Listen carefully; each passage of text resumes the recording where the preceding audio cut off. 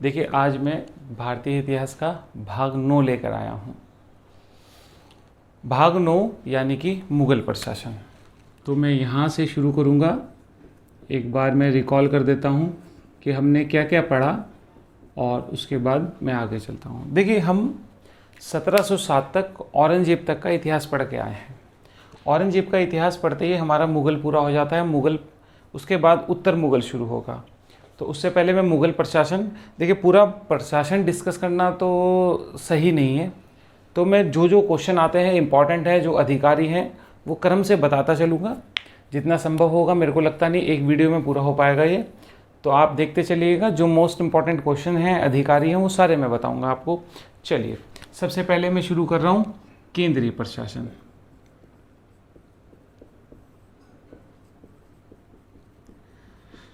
देखिए यहाँ पर जो आपके लिए ज़रूरी है, सबसे पहले केंद्रीय प्रशासन में पहले राजत्व की अवधारणा आपको समझना चाहिए। क्या है राजत्व की अवधारणा?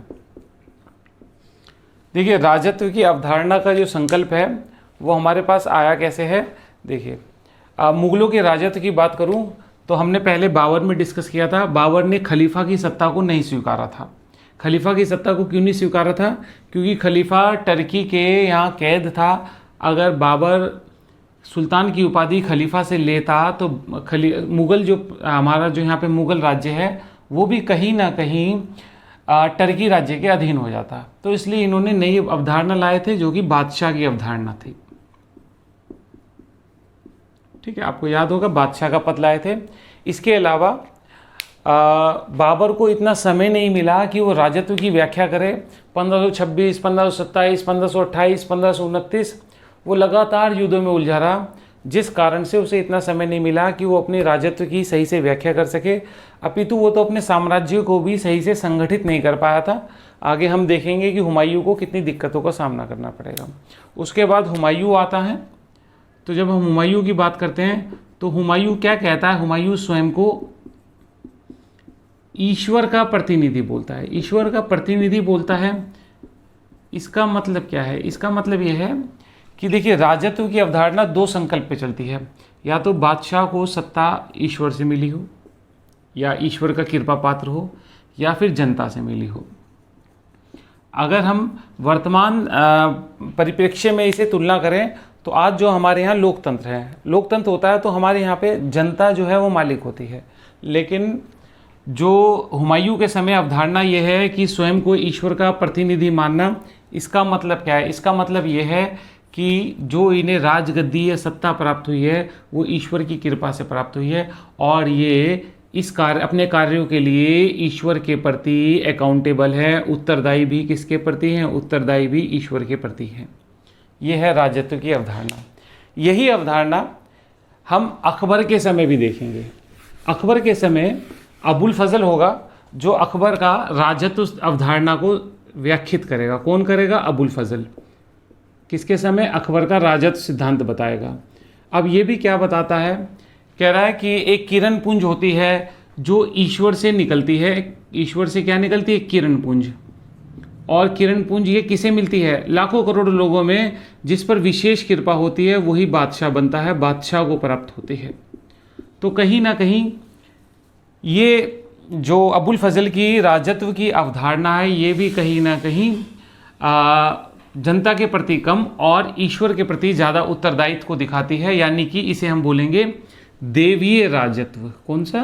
देवीय राजत्व शब्द आता है इसके लिए, कि राजत्व की अवधारणा जो है देवीय अवधारणा है। यानी कि ईश्वर से एक किरण पुंज निकली, बादशाह को मिली, यानी कि सत्ता है जो वो ईश्वर के विशेष कृपा पात्र को मिली।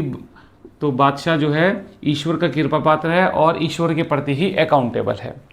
तो इस अवधारणा के बाद हम देखते हैं कि क्या चेंज होता है। देखिए अकबर के समक्ष एक और नीति थी अकबर की, जिसे हम कहते हैं सुलह कुल की नीति। सुलह कुल की नीति। अकबर की सुलह कुल की नीति क्या थी? इसने सभी वर्गों को साथ लेके चलना था।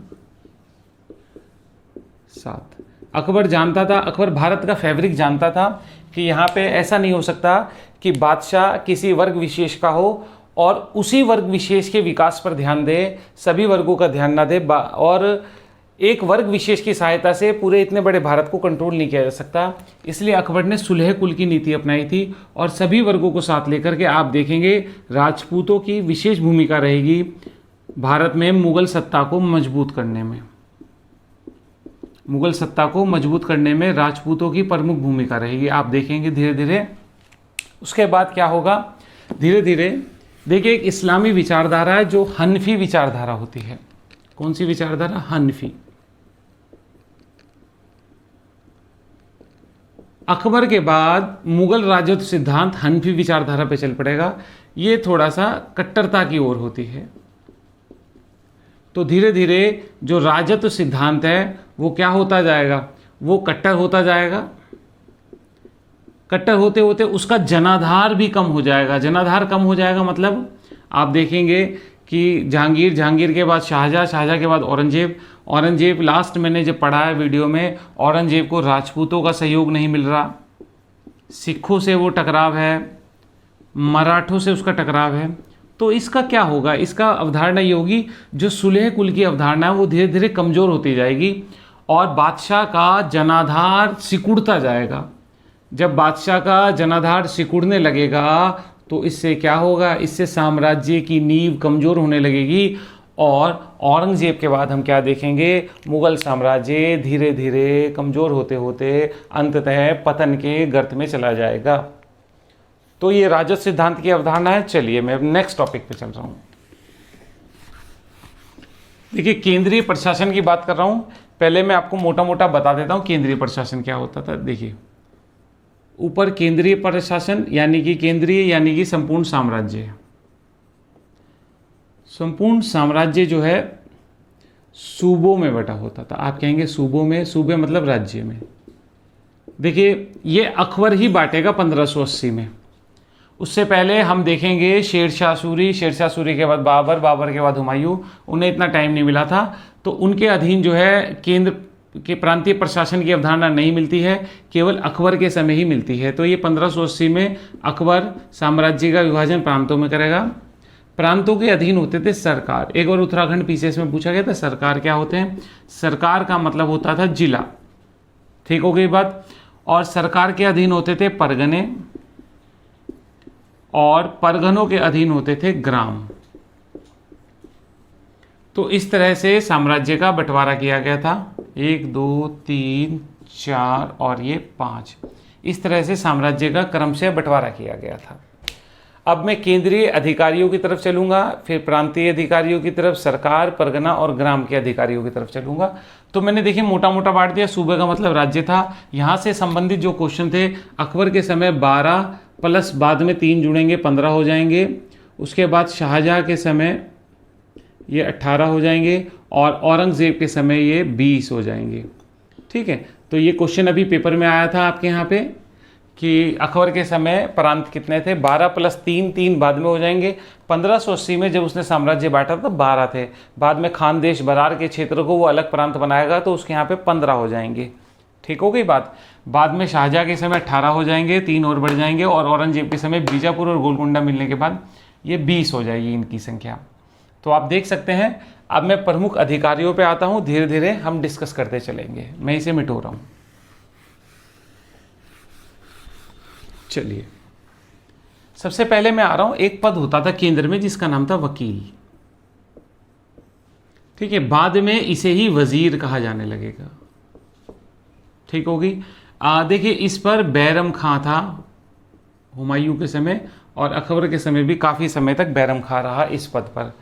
अब क्या करता था वकील का पद? वकील का पद सैनिक प्लस असैनिक ये सभी कार्य करता था और सभी विभागों के मामलों में सुपरविजन का काम करता था और सुपरविजन के नाम पर ये इंटरफेयर करता था। जब बैरम खां इस पद पर था तो ये पद इतना शक्तिशाली हो गया था कि कहीं ना कहीं बादशाह को भी चुनौती देने लगा था। इसी कारण से अकबर का बैरम खां से टकराव भी हो जाएगा। मैंने आपको सारी कहानी बताई, फिर बैरम खां चला जाएगा, तो ये मैं सारा आपको बता चुका हूँ। चलिए, तो बाद में अकबर क्या करेगा, वकील की शक्ति को कई पदों पे बांट देगा। ठीक बात है। किसको? एक तो वजीर, एक दीवान ए तन, मुस्तौफी, और एक होगा आपका मुशरिफ। इन 4 पदों में बांट देगा, इसकी शक्ति को कम कर देगा। देखिए मैंने कहा वकील सारे काम करता था, अब आर्थिक कार्य वजीर को मिल गए। ठीक हो गई बात। भूमि किसको देनी किसको नहीं देनी ये कार्य दीवाने तन को मिल गया। मुस्तौफी जो है लेखाकार होता था, अकाउंटेंट होता था, और ये मुशरिफ जो होता था वो ऑडिटर होता था। अब आप देखिए इस बात को, ये वजीर वित्त के काम करता था। जब पहले सारे काम वकील करता था, वित्त भी देखता था, जमीन किसको देनी ये भी डिसाइड करता था, अकाउंट भी देखता था, ऑडिट भी करता था। जब सारे काम एक ही व्यक्ति करता था तो उसको शक्तिशाली होना लाजमी है। तो अकबर ने इन वकील की शक्ति को 4 पदों में बांट करके वकील के पद को कमज़ोर कर दिया था। ठीक हो गई बात। चलिए वकील पे डिस्कस हुआ, मैं नेक्स्ट पद पे जा रहा हूँ। देखिए एक पद होगा इनके यहाँ मीर समा, ये भी इंपॉर्टेंट पद था। मैं डिस्कस इसीलिए कर रहा हूँ, जो इंपॉर्टेंट है उन्हीं को डिस्कस कर रहा हूँ। ये घरेलू मामले देखता था, घरेलू मामले क्या व्यवस्था करनी है, शाही महल में क्या प्रबंध होना है, ये सारे के सारे घरेलू मामलों का प्रधान होता था। उसके बाद एक पद होता था जिसको कहते थे सद्र उस सुदूर, ये धार्मिक मामले देखने वाला व्यक्ति होता था। धार्मिक मामले जिसके पास होते थे उसे क्या कहते थे, उसे सद्र कहते थे। ठीक है, सद्र सुदूर।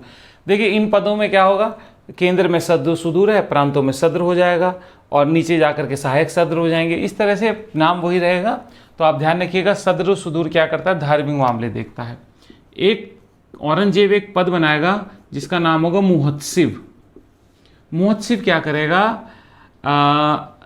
जनता के आचरण पर नजर रखेगा, आचरण पर नजर रखेगा, जिसका नाम होगा मुहत्सिब। ठीक बात है, ये पेपर में आया हुआ है मुहत्सिब का। उसके अलावा एक पद काजी का होता था, मुख्य काजी, जो क्या करता था, जो न्यायिक कार्य करता था। न्यायिक कार्य काजी की परिधि में आते थे। कभी कभी सद्र और काजी एक ही व्यक्ति को मिला होता था, तो न्यायिक कार्य और धार्मिक मामले एक ही व्यक्ति देखा करता था। ठीक बात है। अब काजी न्यायिक कार्य करता था तो कौन सी विचारधारा, मैंने आपको बताया हनफी विचारधारा से प्रेरित थे। ठीक है, इस्लाम की विचारधारा है, हनफी विचारधारा। चलिए उसके बाद मैं आगे चल रहा हूँ।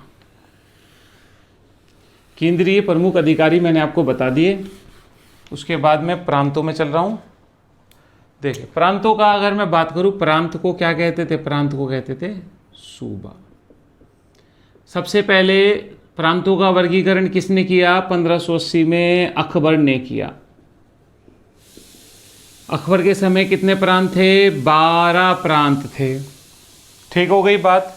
अकबर के समय 12 प्रांत थे, प्लस 3 कौन कौन से बढ़ेंगे, बरार, खानदेश और अहमदनगर को भी एक अलग प्रांत में ये काउंट करेगा। तो इस प्रकार से इन प्रांतों की संख्या कितनी हो जाएगी, 15 हो जाएगी अकबर के समय।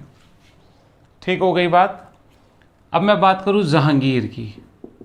जहांगीर की एक विजय बहुत इंपॉर्टेंट है, कांगड़ा विजय। कांगड़ा एक नया क्षेत्र जीता था जहांगीर ने, पेपर में क्वेश्चन आया हुआ है। तो आप बोलेंगे कांगड़ा जीता था तो प्रांत क्यों नहीं बढ़े। इसने क्या करा, कांगड़ा को पहले से ही एक प्रांत था लाहौर, लाहौर में मिला दिया, तो नया प्रांत नहीं बनाया। इस प्रकार से प्रांतों की संख्या इसके समय में 15 ही रहेगी। उसके बाद में नेक्स्ट आता हूं, नेक्स्ट जो है शाहजहां पे आता हूं। ठीक बात है। शाहजहां के समय प्रांतों की संख्या देखिए, शाहजहां क्या करेगा, शाहजहां 1633 में अहमदनगर जीतेगा, लेकिन अहमदनगर को पहले ही एक प्रांत के रूप में मान्यता मिली हुई थी, तो अहमदनगर नहीं बढ़ेगा। ठीक हो गई। तो इसके समय में 3 प्रांत बनेंगे। अब 3 प्रांत कौन से, ये क्या करेगा, कश्मीर, थट्टा सिंध का क्षेत्र और उड़ीसा, इनको जहाँ ये पहले थे इनको अलग अलग करके 3 नए प्रांत बनाएगा, जीतेगा नहीं बनाएगा, ये पहले इनके क्षेत्र में थे। तो इस प्रकार से 15 और 3 कितने हो जाएंगे, 18 हो जाएंगे शाहजहाँ के समय। फिर औरंगज़ेब की बात करूँ मैं, औरंगज़ेब की, तो औरंगज़ेब 18 + 2, एक बीजापुर जीतेगा औरंगज़ेब 1686 में, और एक गोलकुंडा जीतेगा औरंगज़ेब 1687 में। तो इस प्रकार से प्रांतों की संख्या कितनी हो जाएगी, प्रांतों की संख्या 20 हो जाएगी। ठीक बात है। उसके बाद में नेक्स्ट चल रहा हूँ। चलिए, प्रांतों के अधिकारी ऐसे कोई इंपॉर्टेंट नहीं है, मैं आपको बता दिए जो। फिर आते हैं परगने, सॉरी, प्रांतों के अधीन थे जिले, जिले को बोलेंगे सरकार। ठीक है, सरकार बोलते थे जिलों को। उत्तराखंड पीसीएस में पूछा था कि सरकार का मतलब क्या होता था। ठीक है, यहाँ पर भी वही अधिकारी, शिकदार, मुंसिफ, आपको याद होगा शाहजहाँ के, उसके शेर शाह के समय हमने पढ़ा था शिकदार है शिकदरान, मुंसिफ है मुंसिफान, तो वही अधिकारी रहेंगे। उसके बाद आएंगे परगने। इसमें एक क्वेश्चन बता देता हूँ मैं। परगने में अकबर एक अधिकारी नियुक्त करेगा जिसको करोड़ी बोलेंगे।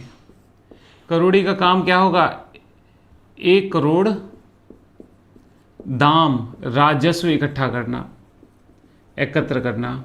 तो ये परगने का अधिकारी, एक बार यूपी में पूछा गया करोड़ी कहाँ का अधिकारी था, तो करोड़ी परगने का अधिकारी था। इसका काम क्या था, इसका काम राजस्व इकट्ठा करना था। ठीक हो गई बात। उसके बाद एक चीज़ शाहजहाँ के समय चल रहा हूँ मैं। शाहजहाँ के समय देखिए हमने कहा एक होता है सरकार, और सरकार के अधीन होता है परगना। ठीक हो गई बात। सरकार होता है, सरकार के अधीन होता है परगना। शाहजहाँ ने क्या किया, शाहजहाँ ने सरकार और परगने के बीच में एक प्रशासनिक इकाई बनाई थी जिसका नाम था चकला। ठीक हो गई बात। ठीक है जी। सरकार ने क्या करा, शाहजहाँ ने क्या करा, शाहजहाँ ने जो है सरकार और परगने के बीच में एक नई इकाई गठित की। नई इकाई क्या थी, नई इकाई थी चकला। ठीक है। अब परगने के नीचे होते थे ग्राम। ग्राम के जो अधिकारी होते थे वो होते थे खुद चौधरी और मुकद्दम, ये होते थे ग्राम के अधिकारी। ठीक हो गई बात। तो ये मुख्य अधिकारी हैं जो मैंने आपको बता दिए। उसके अलावा मैं और अधिकारियों पर चल रहा हूं, आप देखिए। देखिए मुगलों के समय एक अधिकारी होता था जिसे बोलते थे मुसद्दी। मुसद्दी बंदरगाहों का प्रधान है, पेपर में आया हुआ है यूपी में। बंदरगाह का प्रधान होता था मुसद्दी। की बंदरगाह की देखरेख कौन करता था, बंदरगाह की देखरेख मुसद्दी नामक अधिकारी करता था। ठीक हो गई बात। ये जो प्रमुख अधिकारी आने चाहिए, आपको पता होना चाहिए, वो मैंने आपको बता दिए। अब मैं चल रहा हूँ नेक्स्ट टॉपिक पे। नेक्स्ट टॉपिक जो है, मैं आ रहा हूँ मुद्रा व्यवस्था। ठीक है, देखिए मुद्रा व्यवस्था छपाई के लिए टकसाल होती थी। टकसाल का अधिकारी जो होगा उसे क्या बोलेंगे, उसे दरोगा बोलेंगे। ठीक हो गई बात। अब मैं इसमें इंपॉर्टेंट क्वेश्चन पे आ रहा हूं। सबसे पहले मैं चल रहा हूं बाबर पे। बाबर ने जो सिक्के चलाए थे, एक चलाया था शाहरुख। ठीक हो गई बात। एक शाहरुख सिक्का चलाया था और एक चांदी का था, ये बाबर का। और बाबर ने एक सिक्का बाबरी चलाया था। इससे ज़्यादा बाबर का कुछ नहीं है, शाहरुख सिक्के को आप देख लीजिएगा। ठीक हो गई बात। उसके बाद मैं शेर शाह पे आता हूँ। तो शेर शाह आपको याद होगा, शेर शाह ने रुपया चलाया था 180 ग्रेन का चांदी का रुपया, और 380 ग्रेन का तांबे का दाम। ये चांदी का था और ये तांबे का था। आपको याद होगा ये क्वेश्चन उत्तराखंड पीसीएस में भी आया था कि चांदी का क्या चलाया था और रुपया किसने चलाया था। ये पेपर में क्वेश्चन भी आया हुआ है। ठीक हो गई बात। उसके बाद मैं इसे मिटो रहा हूँ और नेक्स्ट टॉपिक पे आ रहा हूँ, नेक्स्ट क्वेश्चन पे आ रहा हूँ। चलिए देखिए, मुगलों के यहाँ पे अकबर के समय बात करूँ मैं अगर, अकबर के समय एक सिक्का चलता था मोहर।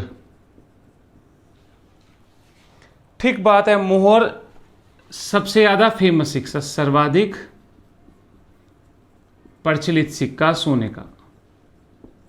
मैं सोने के सिक्कों की बात कर रहा हूँ, ये अकबर के समय सोने की मुद्रा। तो सर्वाधिक प्रचलित क्या था? मोहर था। ठीक हो गई बात। उसके बाद एक होता था शंशब, पेपर में इसे शहंशाह छाप रखा था। ठीक हो गई बात। एक होता था शंशब, इसे पेपर में क्या छाप रखा था? इसे पेपर में शहंशाह छाप रखा था। ठीक है, तो आप बोलेंगे मोहर हो गया, शंशब हो गया। शंशब सबसे बड़ा सिक्का था, 101 तोले का, जबकि एक मोहर जो थी ये बराबर 9 रुपए के थी। और शंशब जो था, शंशब आपका सबसे भारी, सबसे बड़ा सिक्का, सबसे बड़ा सिक्का शंशब था। इसे उत्तराखंड पीसेस में इसे शहंशाह के रूप में छापा था। ठीक है, एक सिक्का और था सोने का जिसका नाम था इलाही, ये 10 रुपए के बराबर था। ये सोने के सिक्के मैंने अकबर के पूरे कर दिए। ठीक बात है, ये तीनों क्वेश्चन आए हुए, मोहर, शंशब, इलाही। पहले आता था कि सर्वाधिक प्रचलित कौन सा था? मोहर था। सबसे भारी सिक्का कौन सा था? शंशब या शहंशाह था। इलाही 10 रुपए के बराबर था। चलिए, अब मैं चांदी के सिक्के पे आता हूँ। चांदी के सिक्के की बात करूँ, पेपर में आता था, देखिए चांदी का सिक्का एक तो रुपया था जो कि शेरशाह का था। ठीक हो गई बात। शेरशाह का चांदी का सिक्का क्या था? रुपया था। और अकबर ने जो चलाया था वो था जलाली। पेपर में पूछा जाता है चकोर या वर्गाकार सिक्का कौन सा था अकबर का? तो वो जलाली था। अकबर ने चलाया था जलाली सिक्का। ये चांदी के सिक्के हैं। दोनों क्वेश्चन आए हुए हैं पेपर में। ठीक हो गई बात। देखिए, उसके बाद तांबे की बात करूं तो तांबे के दाम आपको पता ही है, शेरशाह चला के गया था। तो यहाँ पर इंपॉर्टेंट है, जहांगीर चलाएगा निसार तांबे का। कौन चलाएगा? जहांगीर। जहांगीर निसार नाम का सिक्का चलाएगा जो कि तांबे का होगा। ठीक है, इसके अलावा जीतल होते थे तांबे के। ठीक हो गई बात। ये संभावित क्वेश्चन हो गए। चलिए, मुद्रा के यही क्वेश्चन है जो मैंने आपको बताया। मैं नेक्स्ट टॉपिक पे चल रहा हूँ, आप आ जाइए मेरे साथ। ठीक हो गई बात। चलिए, अगर नपाई की, ये देखिए हमने सिक्के की बात करी है, भूमि नपाई की भी बात कर लेता हूं मैं। एक होता था गजे सिकंदरी, याद होगा आपको, और एक होता था गजे इलाही। गजे सिकंदरी शेरशाह सूरी ने जमीन इसी से नापी थी, या तो 32 इंच कह लीजिए या 39 अंगुल कह लीजिए, या गजे सिकंदरी आप कह लीजिए 33.5 इंच या 33.5 इंच या 41 अंगुल। ठीक हो गई बात। आपको याद होगा गजे सिकंदरी के बारे में। चलिए, भूमि नपाई के लिए इसी का प्रयोग किया गया था। अब मैं नेक्स्ट आ रहा हूं सेना पे।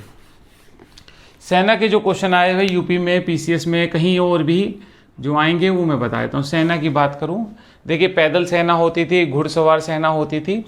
तो सेना में एक सैनिक होते थे जिन्हें हम कहते थे अहदी, और एक होते थे दाखिली। आप इन दोनों क्वेश्चन को देख लीजिए, पेपर में आए हुए हैं। चलिए, अहदी वो होते थे बादशाह के सैनिक। किसके सैनिक? बादशाह के सैनिक, यानी कि अपॉइंटेड बाय बादशाह, और ये सर्व टू बादशाह, ये सेवा भी बादशाह को ही देंगे। और दाखिली कौन से होते थे? बादशाह द्वारा नियुक्त। देखिए फर्क देखिए, परंतु सेवा किसे देंगे? सेवा मनसबदारों को।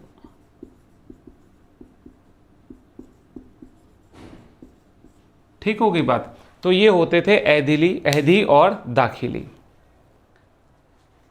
अब उसके बाद घुड़सवार की अगर बात करूं तो घुड़सवार देख लीजिए। एक घुड़सवार होते थे, घुड़सवार के अगर मैं 2 पार्ट्स में बांटूं तो आपको देखना चाहिए, एक होते थे बरगीर और एक होते थे सिलेदार। यहां से भी एक क्वेश्चन आया हुआ है पेपर में, पीसीएस में आते रहे हैं, बरगीर और सिलेदार। चलिए, बरगीर वो होते थे जिन्हें राज्य की ओर से राज्य की ओर से सामान मिलता था, युद्ध का सामान, घोड़े घाड़े सब राज्य की ओर से मिलता था, और ये अपना प्रबंध क्या करते थे, स्वयं करते थे। अब आप कहेंगे स्वयं करते थे, तो इसका मतलब इन्हें युद्ध के समय भर्ती किया जाता था। युद्ध के समय भर्ती करो और युद्ध के बाद वापस। ठीक बात है जी। तो बरगीर और सिलहेदार, ठीक हो गई बात। उसके बाद में नेक्स्ट आ रहा हूं, सेना से संबंधित एक क्वेश्चन है, उसे मैं देख लेता हूं क्या है। देखिए पहले मैं आपको एक शब्द बताता हूं, मनसबदार व्यवस्था। मनसबदार, देखिए मनसबदार पेपर में क्वेश्चन आया, मनसबदार कौन थे? मनसबदार सैनिक नहीं, सिविल प्लस सैनिक दोनों सेवा करने वालों को ही क्या कहते थे? मनसबदार कहते थे। कहीं आप खाली सेना सेना लगा दे तो वो गलत हो जाती है बात। ठीक बात है। मनसबदार क्या होते थे? देखिए मनसबदार श्रेणी में बटा होता था, धीरे धीरे समझाऊंगा मैं आपको। जिसको मनसब मिला हुआ है, मनसब रखने वाला व्यक्ति मनसबदार कहलाता था। मनसबदार दो तरह के, दो पार्ट्स में बटा होता था, एक जात और एक सवार। जात से क्या पता लगता है? जात से कितनी तो उसे वेतन मिलेगी और क्या उसकी हैसियत है यानी ओहदा है। और सवार से क्या पता लगता था? सवार से पता लगता था घुड़सवारों की संख्या, यानी उसके अधीन कितने घुड़सवार हैं, ये होता था मनसबदार। ठीक बात है। यानी कि व्यक्तियों को वेतन के बदले मनसबदार में अपॉइंट कर दिया। अपॉइंट करने के बाद उन्हें ओहदा दिया गया, जो जितना खास है उतना ऊंचा ओहदा दिया गया, और उसका ओहदा उसके जात से पता लगता था, और सवार उसके घुड़सवारों की संख्या से पता लगता था। चलिए अब मेरे को यहाँ से फिर कनेक्ट करूँगा मैं, आ जाइए आप। देखिए मनसबदार जात और सवार होते थे। मनसबदार की 3 श्रेणियाँ बटी होती थी।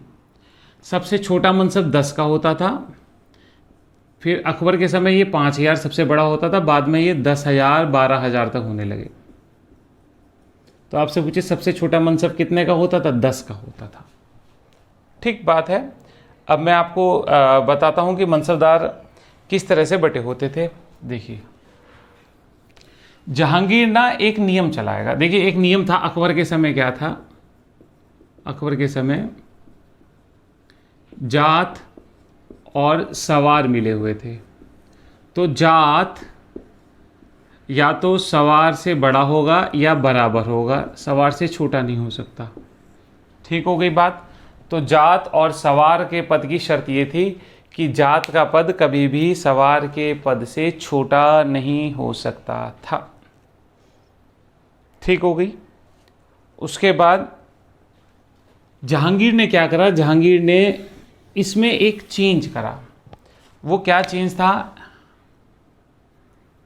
निम्न अस्पा, अस्पा प्रणाली, निम्न अस्पा, यक अस्पा, दू अस्पा और सिंह अस्पा, ये जहांगीर ने चलाया। पेपर में क्वेश्चन आया हो ये अस्पा प्रणाली किसकी है? अस्पा जहांगीर ने। ठीक बात है। इसका मतलब क्या है? इसका मतलब है एक घोड़ा और 2 सैनिक, तो उसे हम क्या बोलेंगे? उसे हम बोलेंगे निम्नस्पा। एक घोड़ा और 1 सैनिक, यानी कि 1 सैनिक, यहाँ पे क्या एक घोड़ा 2 सैनिक यूज़ कर रहे हैं, यहाँ पे क्या एक घोड़ा 1 सैनिक यूज़ कर रहा है, और यहाँ पर दुअस्पा। दुअस्पा मतलब 2 घोड़े 1 सैनिक के पास हैं, तो उसे हम क्या बोलेंगे? दुअस्पा बोलेंगे। और सिंहस्पा 3 घोड़े 1 सैनिक के पास है। ठीक बात है। अब इससे पहले ये जहांगीर ने क्या किया? इससे पहले एक चीज और देख लेते हैं, फिर हम चलते हैं। अकबर ने एक दहबिस्ती का नियम बनाया था। दहबिस्ती नियम क्या था उसे देख लेते हैं, फिर हम आगे चलते हैं। दहबिस्ती का मतलब था प्रत्येक घुड़सवार को, एक घुड़सवार को 2 घोड़े रखने होते थे। तो ये सिस्टम बनाया था। ठीक हो गई बात। तो जहांगीर ने क्या किया? जहांगीर ने यकस्पा, निम्नस्पा, दुअस्पा और सिंहस्पा प्रणाली अपनाई है। ठीक बात है। उसके बाद इसे मैं आगे चल रहा हूँ, आगे एक्सप्लेन करता हूँ शाहजहां ने क्या किया। देखिए शाहजहाँ ने क्या किया, शाहजहाँ के समय एक समस्या खड़ी हो गई, क्या, जमा और हासिल की समस्या। अब आप कहेंगे जमा हासिल की समस्या खड़ी हो गई, इसका क्या मतलब है? इसका मतलब है मान लीजिए टैक्स सरकार ने 50 रुपये लगाया, आपको मैंने कोई ज़मीन दी, सरकार राजा ने कोई ज़मीन दी और कहा आपको उस पर 50 रुपये टैक्स मिलेगा और 50 रुपये के हिसाब से आप अपने घोड़े और सैनिक रखिए, लेकिन आपको मिल रहा 30 रुपये है। अब क्या करें? अब सॉल्यूशन ये है कि या तो भाई आपका ओहदा कम कर दें। मान लीजिए आपका 5,000 का जात था और 3,000 का सवार था, इसके हिसाब से आपका वेतन मिलता था, तो ज़मीन दी गई इसके हिसाब से 5,000 के हिसाब से आपको 50 रुपये मिलेंगे, आपको सब सैनिकों में बांटने हैं, अपनी सेना रखनी 5,000 से रखनी है ना, लेकिन आपको मिल रहे 30 रुपये हैं। तो अब आपके समक्ष बड़ी समस्या होगी, आप इतनी बड़ी सेना का खर्चा कैसे उठाएंगे? या तो सुल्तान आपका जात का पद कम कर देता, आपको 5,000 की जगह 3,000 कर देता, तो ये अपने आप ही कम हो जाता नहीं हो जाता, तो आपके सवार कम हो जाते। लेकिन ऐसा करने से जात का पद आपके सम्मान और ओहदे का पद है, तो आपका ओहदा गिर जाता समाज में। तो जहाँ शाहजहाँ के समक्ष बड़ी समस्या हुई कि क्या करें कि जात जमा और हासिल की समस्या का निदान करें। तो शाहजहाँ ने एक समस्या का समाधान क्या निकाला, वो निकाला जागीरदारों को, जमीनों को शीशमाहा और सीमाहा में बांट दिया। आप कहेंगे शीशमाहा का मतलब क्या आता है? शीशमाहा का मतलब जहाँ पे 50% ही प्राप्त हो रहा है और जहाँ पे 25% प्राप्त हो रहा है। मान लीजिए आपने कहा कि 100 रुपये टैक्स मिलेगा, मिल रहा 50 रुपये है, तो शाहजहाँ ने कहा आप उसी हिसाब से अपने घोड़े कम कर दीजिए, घुड़सवार कम कर दीजिए। आपका जात का पद भी नहीं कम हुआ और आपको राजस्व के अनुसार घुड़सवार रखने की, और जहाँ 25% मिल रहा है उसी अनुपात में आप घुड़सवार कम कर दीजिए। ये शाहजहाँ ने अपने समय की एक व्यवस्था चलाई थी। ठीक हो गई बात। उसके बाद मैं नेक्स्ट क्वेश्चन पे आ रहा हूँ, आप देख लीजिए औरंगजेब ने क्या किया। औरंगजेब ने एक सिस्टम चलाया जिसका नाम था मशरूत। मशरूत को मैं कहूँगा अस्थायी वृद्धि किसमें? घुड़सवारों में। देखिए किसी विशेष अभियान पे जा रहा है कोई मनसबदार और उसको ज़्यादा घुड़सवार चाहिए, तो मशरूत का पद दे दिया जाता था उसे, वो अपने घुड़सवार बढ़ा करके युद्ध में चला जाता था। इसे ही कहते थे मशरूत, क्योंकि हमने एक नियम बना रखा था कि घुड़सवारों की संख्या कभी भी जात से ज़्यादा नहीं हो सकती, लेकिन घुड़सवार ज़्यादा चाहिए तो क्या करें? मशरूत का सिस्टम अपनाया जाता था। ठीक हो गई बात। ये वाला टॉपिक पूरा हो गया शाहजहाँ के समय का। चलिए जी, मैं नेक्स्ट आ रहा हूँ, आप आ जाइए नेक्स्ट। चलिए मनसबदार के 1-2 क्वेश्चन और बता देता हूँ, फिर मैं आगे चलता हूँ।